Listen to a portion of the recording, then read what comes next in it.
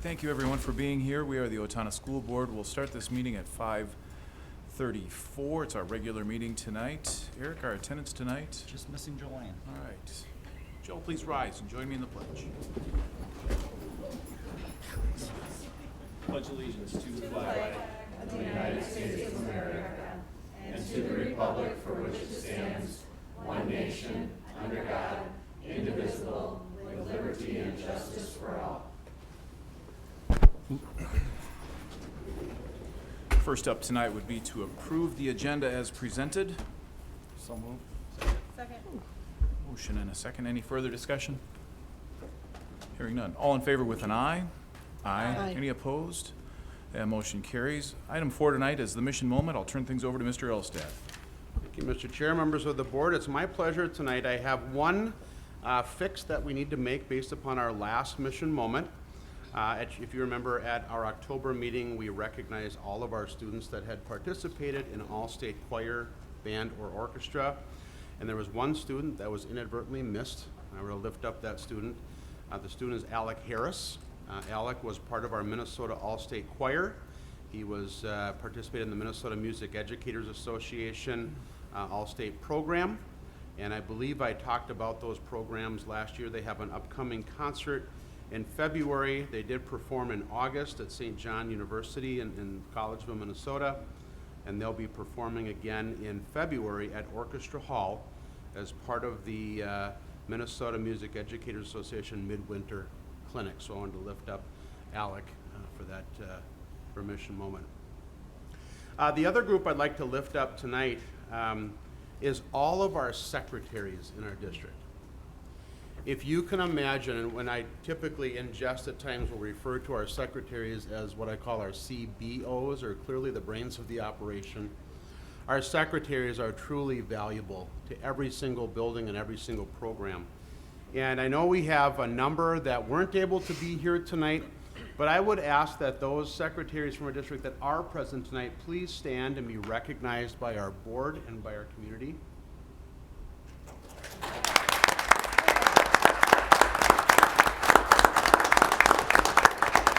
Stay standing, please. These individuals have helped us navigate through a really difficult and challenging time in education, and they're willing to do anything and everything that's needed to make sure that our students and families, they are our front line, they are customer service, and at times they're helpful in getting kids that there's a frantic parent phone call about an appointment or something, and they get the kids to the office. They just are a real, what I call the Swiss Army knife. When in a building, they do about everything that they're asked to do. And I can't thank them enough for all of their efforts, not only during this past 20 months, but certainly for all of their efforts from the time they started until the time they choose to leave us in retirement. So again, thank you so much to our district secretaries. Mr. Elstad, thank you. Clearly the brains of the operation. That's a good phrase. Item 5 tonight is public forum. Item 5 is a good opportunity now to remind everyone the importance of meeting decorum. We do not allow slander, defamation, profanity, personal attacks, or revelations of private data. As chair, I respectfully request that the public refrain from interrupting speakers during public forum. You'll be provided 3 minutes, asked to state your name and the subject you wish to address. Our first card tonight is from Roger Wasek. Mr. Wasek, come on up. Welcome. Good evening. COVID-19. I think I just put COVID down there. Yeah, Roger Wasek, sorry. A bottom line excerpt from my written input to Republican gubernatorial candidates at meet and greet the candidates for governor November 2nd at the Country Club. From Dr. Frank Schallenberger's October 2021 Second Opinion Monthly Newsletter. The COVID-19 GMDs, gene-modifying drugs, were initially granted emergency use authorization based on clinical trials that only used the chance of getting a severe COVID-19 infection or deaths from COVID-19 as the endpoints. Overall death rate or health were not considered. Here's how the data breaks down. Pfizer reported that their GMDs injection prevented 8 cases of severe COVID-19 out of 21,720 injected. If you do the math, That means 2,715 people had to be injected, and 12 of those had to suffer a severe complication requiring hospitalization in order for one person to have any benefit. Moderna found their GMDs, gene-modifying drugs, injection prevented 30 cases of severe COVID-19 out of 15,210 injected. In other words, 507 people had to be injected, and 101 of those people had to suffer a severe complication requiring hospitalization in order for one person to have any benefit.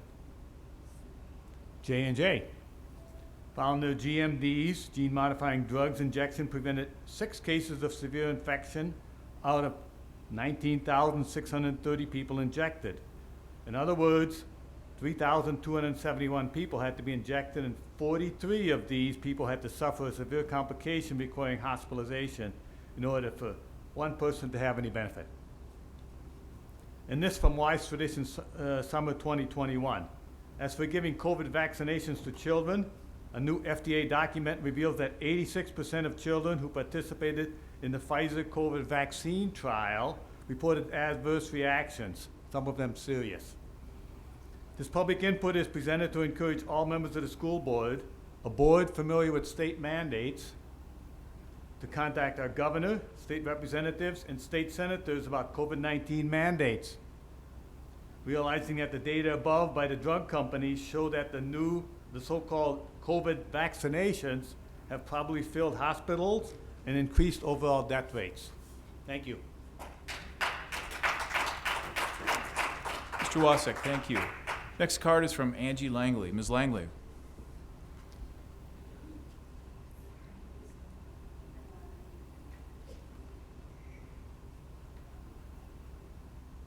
Welcome.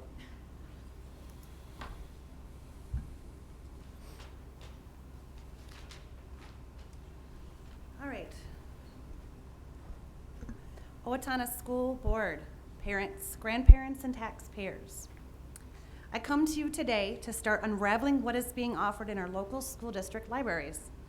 This will be one of many that I will be speaking about. I am not here to change anyone's mind, but I'm here to be transparent. I feel being transparent is what the community is looking for. This word has been used by our local superintendent and with hopes to share what kind of transparency I believe the community is looking for. I, along with some other volunteers, have taken upon ourselves to go through a 16-page document that I found online that lists out what they deem an appropriate material in book form. Today I'm introducing the book called Flamer.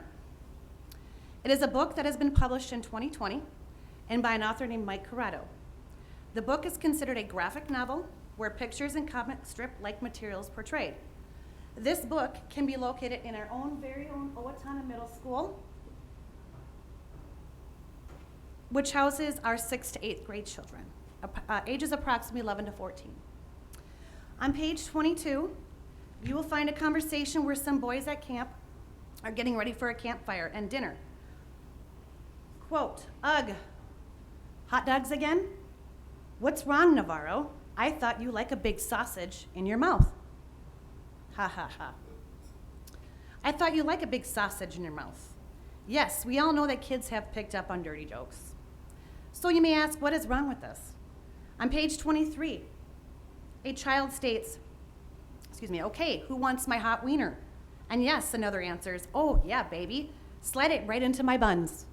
And again, another dirty joke. But this time pictured, as you can see, they are motioning where to put the hot dog. Okay. Moving on page 120, same kiddos at camp having a discussion about a girl that is a friend. A boy says, "Yes, she's friends with my cousin. I effing love her." And they use the word effing, but spelled out the right way. "In love with her. I wish I went to your school so I could watch her walk every day." Another boy says, "Haha, that's not love, that's called a boner." And the other responds, "Haha, it's true. My dick gets so hard thinking about her sometimes that I think it's gonna rip through my jeans." Getting to some even more graphic and disgusting events. Keep listening. Page 130. Boys still at camp are getting ready for bed, and one of the boys in this depiction is walking into his tent.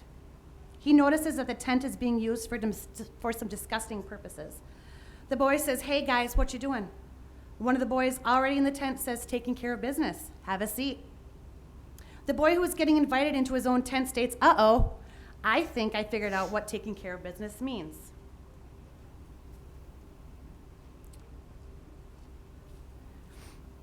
This is gross. Ms. Langley, that's your time. So what is happening here is this book is not age appropriate. Thank you for your comments. Basically, that they were actually going to be drinking out of a bottle full of cum, and it's actually drawn out in here. Ms. Langley, that's your time. Thank you. This is not okay. Our next card is from Deb Groutman. Ms. Groutman. Welcome. Good evening. I really appreciate everything you do. Since I've been coming to the school board meetings, I've really learned a lot of things that you all are responsible for. And my grandma was on the school board, and I knew that when I was young, and I just wanted to know and be involved. I'm going to start with a scripture verse, Isaiah 54:13. All your sons will be taught by the Lord, and great will be your children's peace. In righteousness you will be established. Tyranny will be far from you. You will have nothing to fear. The early Americans combined the school building and the church building. This concept worked well and fostered an attitude of respect, love, and nurturing to our children.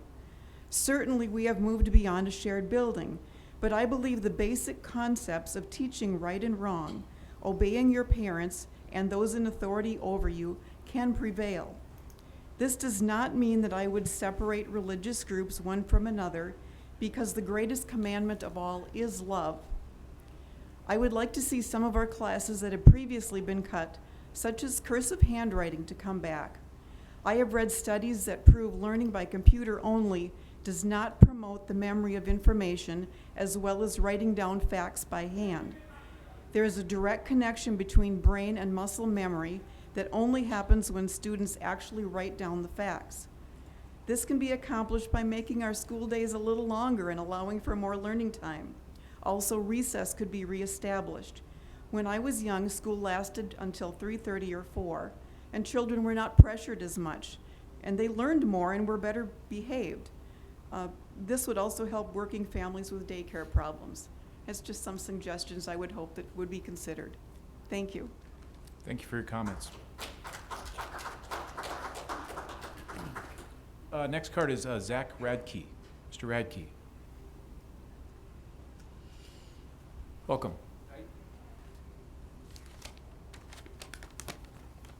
So, I've heard from many parents of Owatonna children, most of whom do not back the teaching of critical race theory. I have a message for you all. You need to wake up. This is being taught in Owatonna schools. I don't want people to come crying to me when their kids get indoctrinated against your family values and morals. We need participation at school board meetings to keep the district transparent in its actions.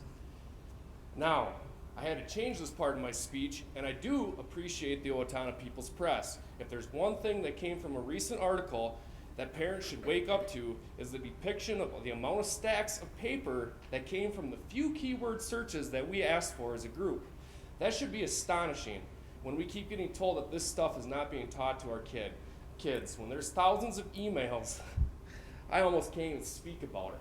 The things that are trying to be hidden, are absolutely astonishing to me. Honestly, I cannot even believe that this is what's going on. This is going to be the last time I speak for a while, but I'm very disappointed.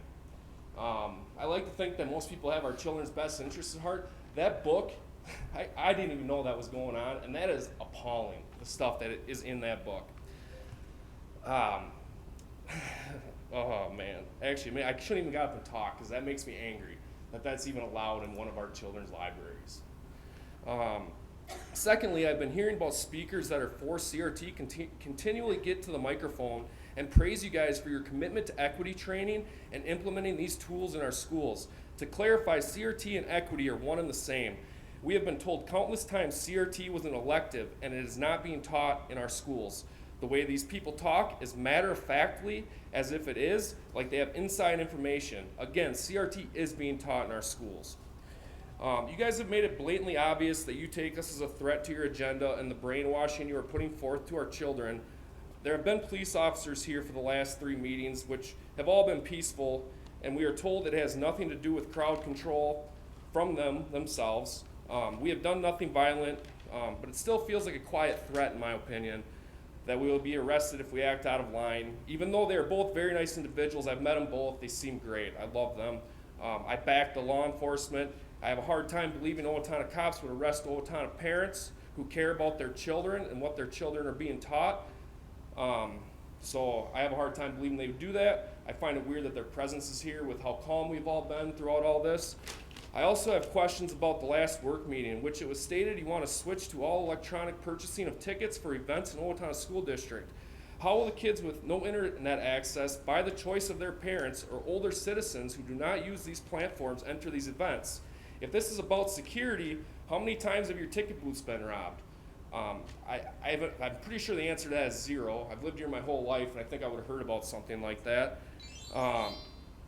And if that's my time, I guess I'd like to finish it with, it just makes it easier for you. So I guess I would have appreciated some of them answers being brought to the attention, because it's a lot easier for a parent to send their kid with $10 to a game or Thanks, something Mr. for Radke. food. Thanks for your comments. Last card tonight is from April St. Martin. Ms. St. Martin.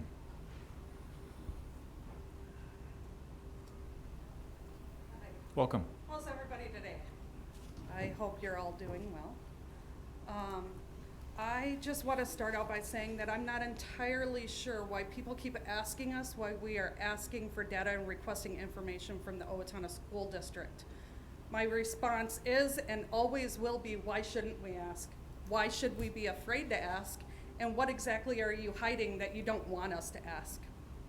So why shouldn't we hold you, school board, and the superintendent and the teachers that are in the school district, hold them accountable for what they are actually teaching and how they are teaching our children? The one thing I have learned from a part of my research is that there are 2 parts to teaching. One is the curriculum, and yes, you can tell us all day long that it is not in the curriculum, but even that we're starting to find is not a true statement from research that we are doing. The second part is how you teach something and the pedagogy of how that works. So even if you were to say that it's not in the curriculum, you can still teach it by how you teach that subject. So I just want to give some information about something that recently happened to me. I have sent numerous emails and school board members trying to get information about exactly what equity is in a classroom and what it looks like. During my research, I have found out that there is an equity library that is currently housed at the Owatonna Middle School. Equity library. So what, may you ask, is in that equity library? I don't know. I only get a list of what is in that, and even the list itself is very concerning. Some of those things have to deal with whiteness, how to teach black boys, how to be an anti-racist, some of those things. Now, I was told specifically by Ms. Carell that it's only available to teachers. We can tell by looking at the district website that those books are currently and actively being checked out by teachers. So once again, what is in that equity library? I specifically asked to be able to look at those books, and so far I have not been told that I can. The only information that I have been given is that COVID rules prevent me from going into that room or into the school at all. That concerns me as a parent, because as a parent I have no access to the teachers or what is actually going on in that school. And I would be even more concerned if you currently have a student that goes there. So I would like to look at what is actually in the equity library. I have made a formal request to find that information out, and I'm going to keep asking for that information until I can actually sit down and read those. I have made an accommodation and said that I would be willing to Ms. make St. an Martin, that's your accommodation for time. that. That's your time. Thank you. And so that's what I'm asking in return. Thank you. Item 6 tonight is reports. Our first report comes from Amanda Heilman and Sarah Cramblett, which is our audit. Good evening. Good evening. everyone. Welcome. Yeah, thank you. Tonight we have Dennis Hugavine from Clifton Larson Allen, and he is going to be presenting our annual audit results for you. So,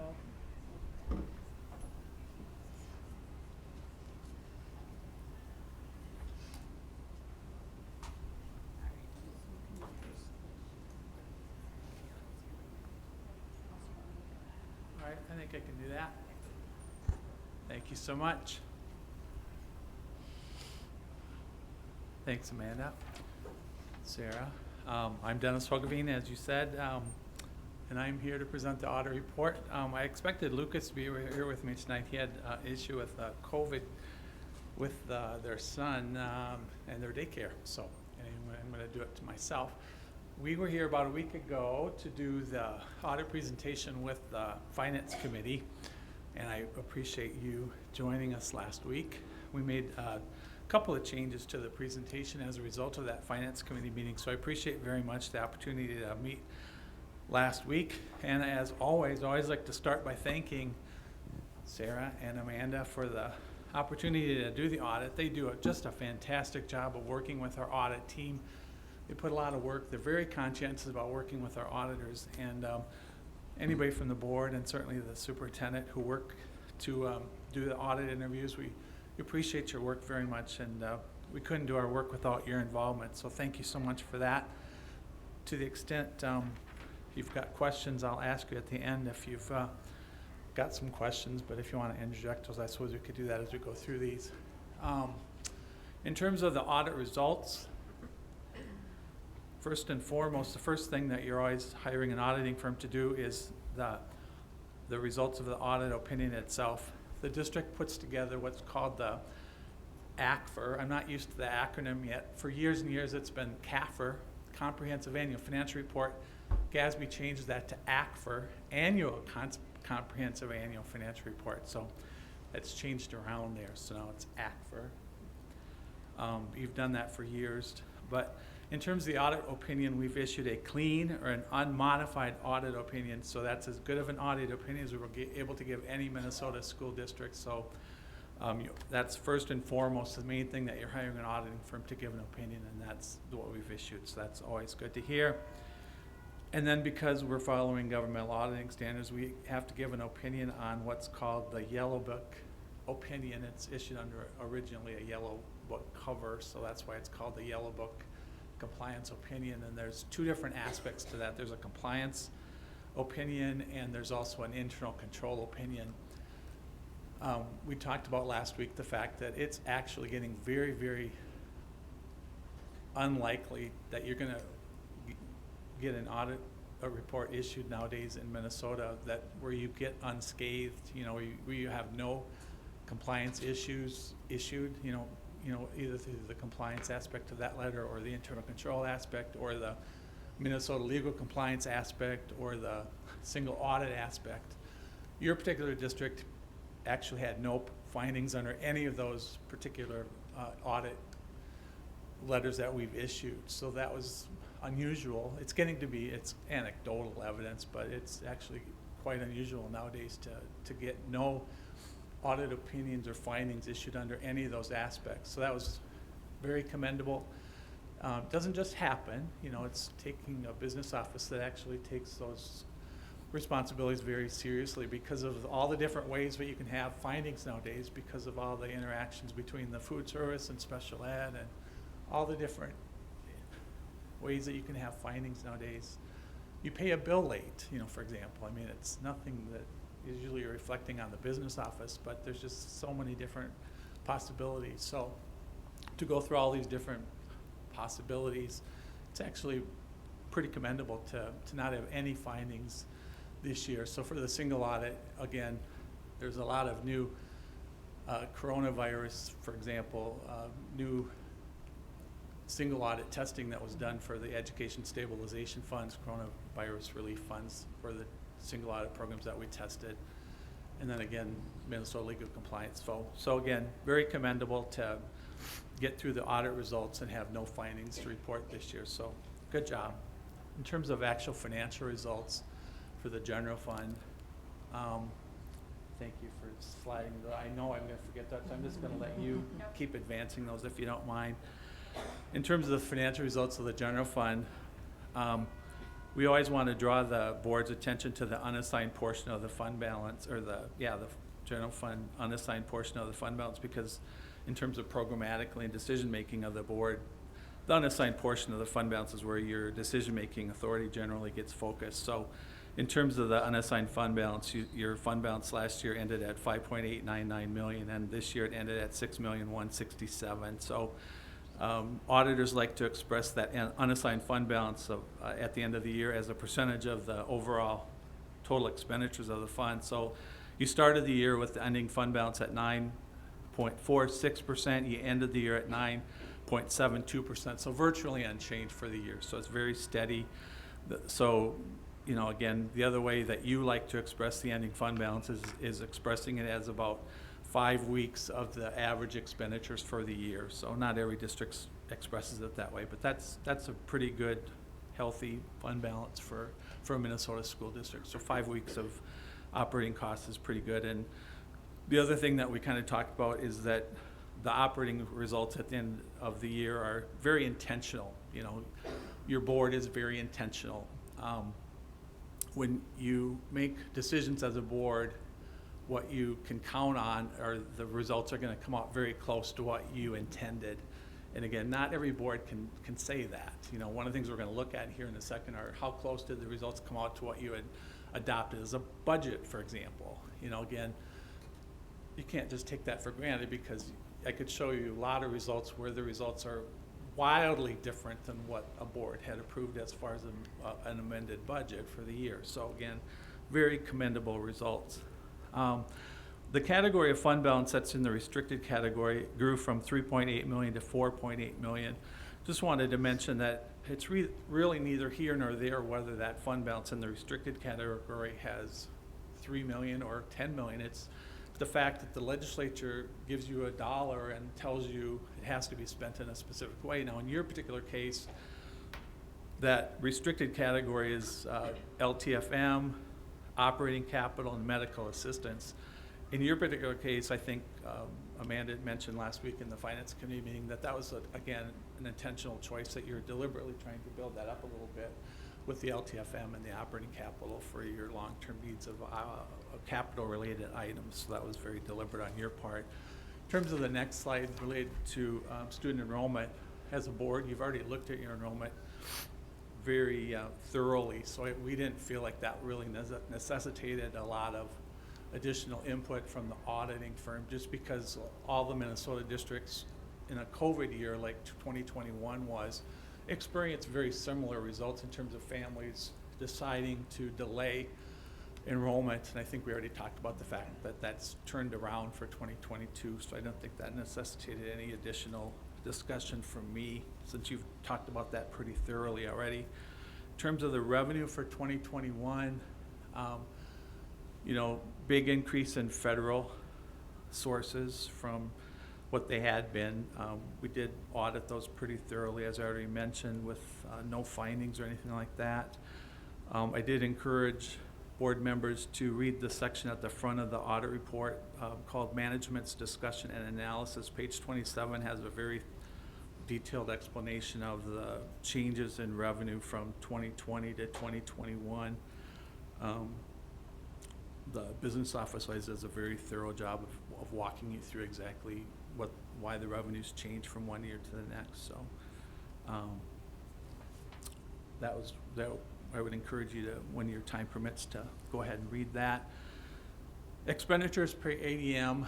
Again, we had a great discussion last week about whether or not we would include a slide like this, just because I always get worried when I attend a public board meeting, because I know that people with agendas can take information like something like that, you know, when enrollment declines or something, but yet you spend more per student, things like that. But again, I think most people understand when the federal government provides resources for you to deal with pandemic, things like that, and you know, safety concerns of students have to be addressed and things like that. Your costs per student are going to go up, and in this particular case, you had some capital needs that also had to be addressed. So that was deliberate. And again, sometimes when we present this information, we deliberately take out the impact of capital spending, just because it can fluctuate so significantly from one year to the next. We decided not to do that in this particular case because people think you're getting gimmicky when you start doing things like that. So again, even though the student population declined slightly. The cost per student went up slightly, but I think is very explainable. So that's why we approached it that way. In terms of the next slide, one of the changes we actually ended up swapping out as a result of last week's meeting, and one of the reasons we have that meeting with the finance committee is so that we can improve the PowerPoint, is looking at, we weren't taking credit for, this particular slide didn't have any information on it from a budget to actual standpoint. It was strictly looking at total expenditures on a 5-year comparative basis. But we said we really needed to take credit for the great job that the business office does in terms of budgeting on a object code basis. So this is a slide, we swapped that out at the bottom here so we could show you what a great job the business office does in terms of budgeting.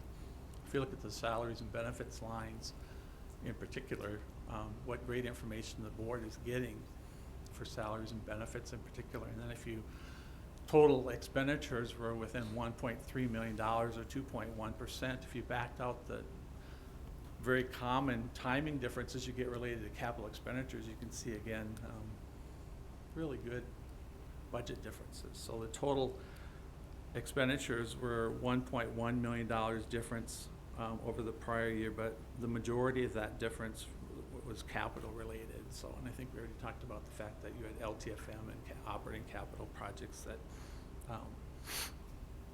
were the explanation for those increases from one year to the next. Most of the savings that you're seeing in terms of the purchase services category were all coronavirus related, I believe, in terms of like substitute costs. We had a good discussion about that again in the finance committee meeting last week. In terms of the food service fund, the fund balance ended at about $598,000, which was just about $71,000 lower than the prior year. But I think the big story there was just what a great job the district did in terms of pivoting in a coronavirus environment. Not every school district had that experience. I think that the true story was that the budget had the fund balance declining by about $431,000. This slide doesn't show that, of course, because it's just showing the actual outcome. But if we looked at the actual budget, the budget showed the fund balance declining by $431,000. It actually ended up only declining by about $71,000. So the true story there is what a great job the district did in terms of pivoting in a coronavirus environment where all the meals ended up being free meals through the summer food service program, you know, funded by the federal government. So as the next slide shows, all the food service meals served for 2021, yes, there was a fairly significant decline in total meals served, but they're all funded by the summer food service program. So in terms of reducing your meals on the expenditure side, were brought down to match the demand on the revenue side. So really good job. And similarly, in the community service fund, similar outcome. Again, I could show you in a number of districts where that was not the case, where they were able to pivot successfully in a COVID environment.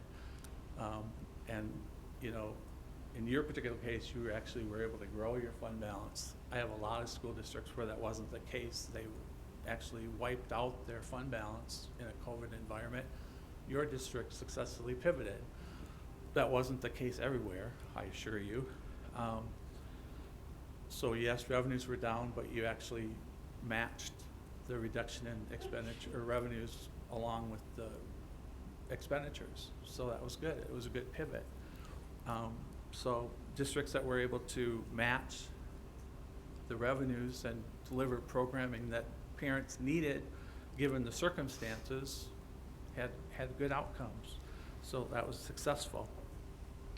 In terms of the expenditures per profile, the profiles data, this was a district where, this was I think the first one a couple of years ago, where actually started to put in a visual manner, we always used to, and in the executive audit summary, for those of you that might have it in front of you, we always just put little tiny data only in a numerical format. We never used to put it in a visual format, but your particular finance committee seemed to be one that was more let's call you more visual learners in the finance committee meeting. So we took that data and put it in more of a visual format. So this might not be that pretty in this kind of an environment, but in the book, it looks maybe better than it does up on a screen here. But that was the first time we ever did anything like that. So now we've started doing it for all of our clients, just because it turns out there are more visual learners than just in Owatonna. But one of the things that we talked about last week were the things that jumped out for us was the fact that for your particular district, now this is comparing 2020 is the comparative year, not 2021, because of course profiles data published by the Department of Ed, which are the first two columns, is not available yet, obviously, because that won't be published until next year in 2022. So the comparative data again is 2020, but the things that stood out for us were Owatonna's district and school administration is somewhat, almost to the word, significantly lower, you know, on a comparative basis for schools that are over 4,000 and also on a statewide basis. And then the thing that jumped out is that your regular instruction, in terms of where you're putting your dollars, you know, you have less dollars available to spend, but the dollars that you do have available to spend are going on a higher percentage basis to regular instruction. Kind of jumped out at us. And then the other thing that for me jumped out was that you're spending more on debt service, which, you know, really isn't surprising, because as a community, you all voted, right, to spend dollars on debt service. So it shouldn't be surprising that that's where you're choosing to spend more money. So those are the things that kind of stood out for me anyway. And that's what we chose to report from the executive audit summary. Everything that we chose to put in the PowerPoint is available in the executive audit summary. There's a lot of good content in that report. I believe it's available for download on your website. Is that true? We very much appreciate the opportunity to work with the school district, and with that, I will stand for any questions that you might have. Once we ask if there are any questions, I have one more thing I want to share with you though, but with that, I'll ask if there's any questions I can help answer. Questions? None. Really? All right. I just wanted to let you know, if it hadn't been shared yet, that this will be my last meeting with the district. I will be retiring from public accounting on December 31st. So I wanted to thank you for the opportunity to having worked with you for these last years, and thank you and wish you all the best going forward. How many years How many years have you been in it? in public accounting? I started in 1985, working with schools right from the very beginning. The firm I joined just happened to work with school districts, so, and have enjoyed it right from the get-go. Very nice. It's been a great run. Thank you. Sarah Cramblett and Amanda Heilman. Wow. Thank you. It's worth a round of applause. Again, any further questions relative to the report? Maybe just a comment. Again, you know, I work in the compliance field, so I get it, and I get the importance and the value of a clean audit. It really is unheard of, I think, in a lot of industries. I'm sure it's not, you know, as you've mentioned, Dennis, you know, to find these in the education field is probably few and far between. I think it probably happens in most industries, right? So you guys are just consistent, and we are so grateful for your work. Thank you. Thank you. Thank you. We'll move on. Item 7 tonight, which is general information. The first one would be the enrollment report. Does anybody have a question for Mr. Elstad or members of his staff as it relates to what we found in the enrollment report? I'm looking around, I don't see anything. We'll move on now to policy revisions. Both Nikki and Lori are here. Policy revisions were presented to you in board book. Any questions for them as you had a quick first reading through that? Tonight is just the first reading on that. We'll pick this up again in December. Any questions? All right, hearing none, we'll continue on. Item 8 tonight, which would be no action required by the board. First would be board forum. I'll start down here with you, Deborah. Do you have anything for board forum? Nope. Lori? Nothing further. You've heard the audit stuff out of Finance Committee and obviously the Policy Committee. We've been busy, preparing those. So that's it. Thanks. I do have one thing for board forum tonight. Next month, on December 13th, our meeting that night has Truth in Taxation that typically would start, Amanda's gone already. Amanda would present that at 6 o'clock. And rather than having the board meeting start at 5:30, go for a certain period of time, stop, do the Truth in Taxation, stop, go back to the regular board. I'm curious, would all of you be okay if we just start Truth in Taxation at 6 and then run the regular meeting subsequent to that? That's fine. Don't hear any particular objections to that. So Sarah, that's how we'll do it, right? Eric, you got a couple of things for board forum. Yeah, we had our facilities committee meeting this evening in regards to the new high school. Budget is good, schedule is good, everything's on schedule. They're busy right now getting footings and foundations and still ongoing. They are working on getting steel and set up. They've even started working on getting bathrooms plumbed. They're hoping to get decking started sometime this week on the second floor of the building. And we actually had 13 students go out and tour from our career development. So it was exciting there. They were in that. And right now, everything's on schedule. That wall should be getting tipped up in January. And in regards to, we also had an update from we had a great start to the community task force, which is working on the current site. And they've had 2 meetings with 24 loyal members attending both of them. And things going real well there too in motion. Good. Thank you. Tim? I attended the Curriculum Advisory Committee meeting this week, can't remember. 2 topics. One was just a review of the strategic plan for the district that we put together and approved earlier this year. And the other was an opportunity to learn about English language learning and teaching. It was Martina and another one of her colleagues did an interesting job of kind of showing us all the ways you adapt when you teach for someone who needs support because they don't know the language that you're teaching in. And it was a kind of a neat experience, so it was kind of a cool, usually that committee isn't so hands-on educational, and it was just a good time. It was actually a good opportunity to put yourself in the student's place a little bit. Thanks. Thank you. I don't have anything. We just wrapped up Cash Drive at the high school. It was definitely a lot of fun. I wasn't able to figure out like a set price that we were able to fundraise, but I know that it was really, really successful and obviously just a lot of fun. But other than that, that's it. Thank you. I'm going to turn things over to Mr. Elstad for some comments on the administrative report.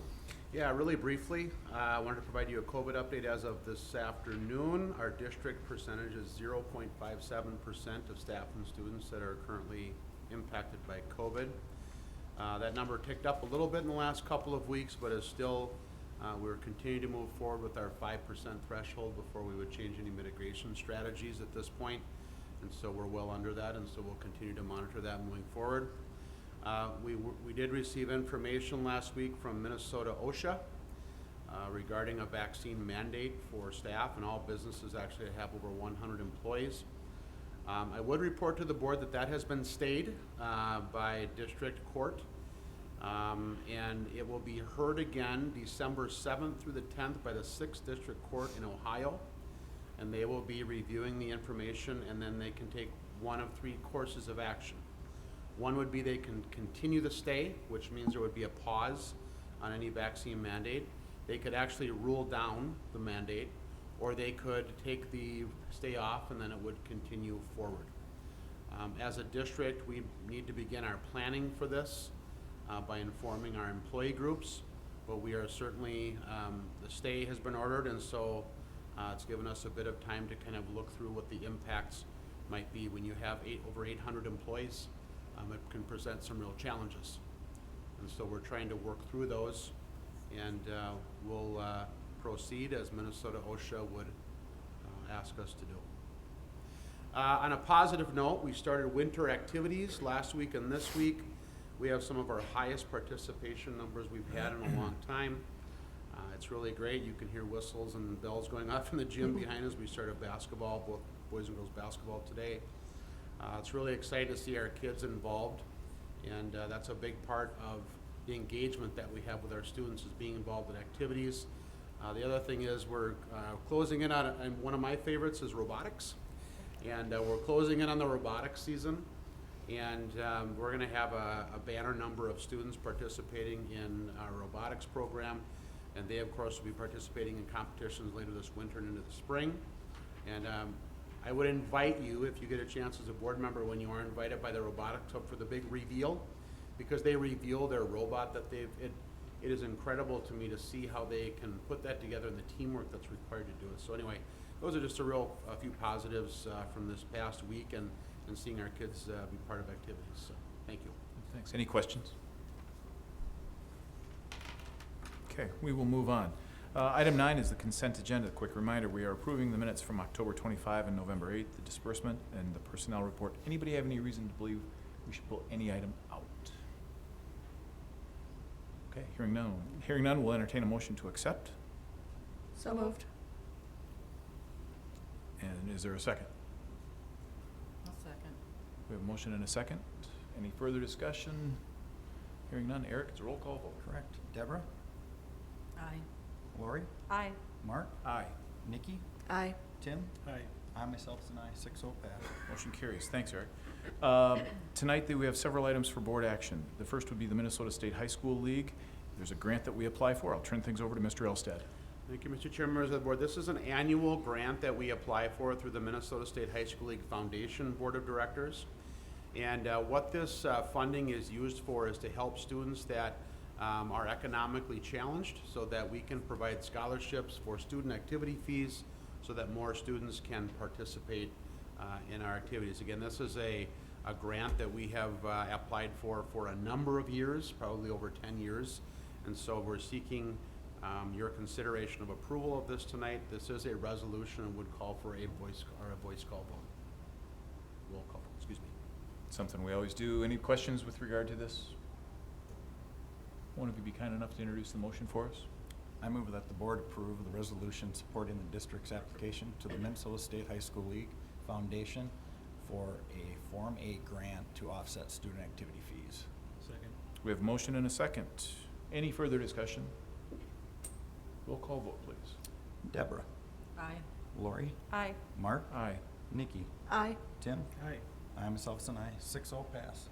Motion carries. Thank you. Item B tonight would be the audit, which was just presented to us for the year that ended June 30. We had plenty of time for questions. Don't believe there's probably any further questions with regard to this. Would one of you be kind enough to introduce the motion here? I move that the board approve the audit for a year ended June 30th, 2021 as presented. Second. We have a motion and a second. All in favor with an aye. Aye. Any opposed? That motion carries. Item C tonight would be the resolution establishing the polling places. Mr. Elstad, a quick description. Yeah, this is pursuant to a Minnesota statute. By December 31st of each year, the school board has to designate a combined polling place in the event that we would have to have a special election during the course of the next year. Again, this is something that is done annually by school boards, City of Owatonna, and others as they anticipate or would anticipate any special elections. So what you're taking action on or being proposed to take action on tonight is resolving the combined polling place at the Clinton Falls Town Hall. Questions? Our designated polling spot hasn't changed for years, has it? It did change about 2 or 3 years ago. It used to be Four Seasons Civic Center. Okay.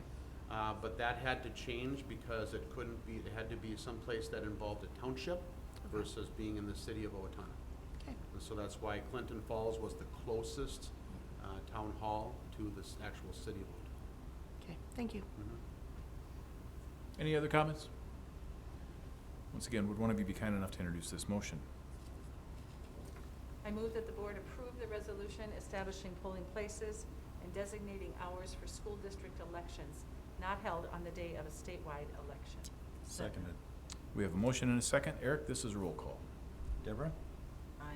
Lori? Aye. Mark? Aye. Nikki? Aye. Tim? Aye. I myself is an aye. 6-0 pass. Motion carries. Thanks, Eric. Last item tonight would be gifts to the district. Mr. Elstad. Yeah, we have 4 gifts to be recognized tonight. A couple of gifts that are kind of wrap up with our homecoming parade. Also a gift to our business DECA club.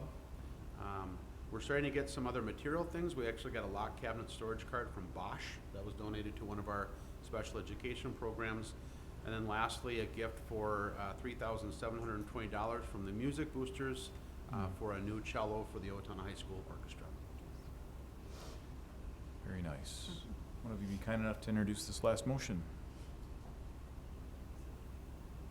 I move that the board approve the resolution for acceptance of gifts as presented. Second. We have a motion and a second. Eric, it's a roll call. Deborah? Aye. Lori? Aye. Mark? Aye. Nikki? Aye. Tim? Aye. And I myself is an aye. 6-0 pass. Motion carries. That brings us to the end. I will move that we adjourn tonight's meeting. Second. All in favor with an aye? Aye. Any opposed? Motion carries. Good meeting. Thanks, folks.